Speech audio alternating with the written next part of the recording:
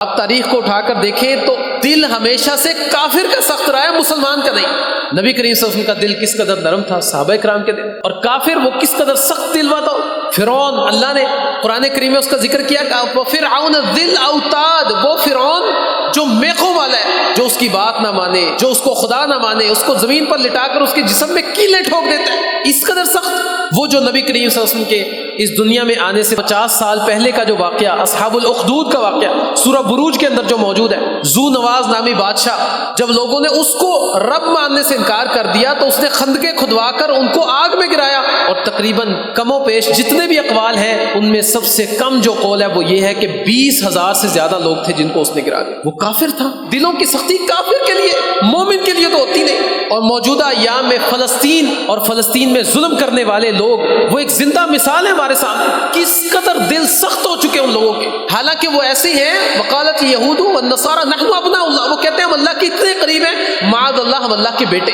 لیکن دل اس قدر سخت،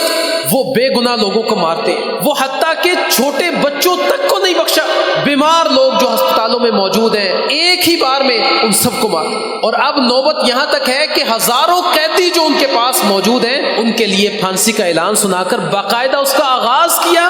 کہ ان کو کرسیوں پر بٹھا کر ان کو کرنٹ لگایا جا رہا ہے، جس کی ویڈیوز وہ لوگوں کے درمیان شیئر کرتے ہیں۔ ہم بھی دیکھ کر آواز نہیں بلند کرتے، ہمارے بھی دل سخت ہوتے ہیں اور آہستہ آہستہ سخت ہوتے چلتا ہے۔ تو دلوں کی سختی تو کافر کے لیے، مسلمان کے لیے تو نہیں ہے۔ نبی کریم صلی اللہ علیہ وسلم نے تو یہ نہیں سکھایا۔ اللہ کے نبی تو اتنے نرم دل، حتیٰ کہ پتھروں کے لیے بھی نبی کریم صلی اللہ علیہ وسلم کہتے ہیں احد پہاڑ ہم سے محبت کرتا ہے، ہم احد سے محبت کرتے ہیں۔ پہاڑ اللہ کے نبی سے اپنی سختی کے باوجود وہ اللہ کے نبی سے محبت کر رہے ہیں، کیونکہ اللہ کے نبی اس پہاڑ سے محبت کر رہے ہیں۔ وہ درخت کا تنا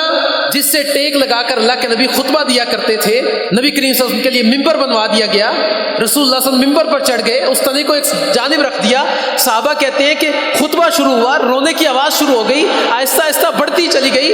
حتیٰ کہ جب غور کیا گیا اس تنے سے رونے کی آواز آ رہی تھی جو اس بنا پر رو رہا تھا کہ محمد رسول اللہ صلی اللہ علیہ وسلم نے اس کو چھوڑ دیا۔ اور پھر اللہ کے نبی اس کے قریب آئے، اس کو اللہ کے نبی نے پکڑا، اس کو اپنے ساتھ لگایا۔ صحابہ کہتے ہیں جیسے آہستہ آہستہ بچہ چپ ہوتا ہے نا، ایسے آہستہ آہستہ وہ تنا چپ۔ دین اسلام میں تو سختی نہیں ہے، دین اسلام نے تو نرمی سکھائی، نبی کریم صلی اللہ علیہ وسلم نرمی لے کر آئے۔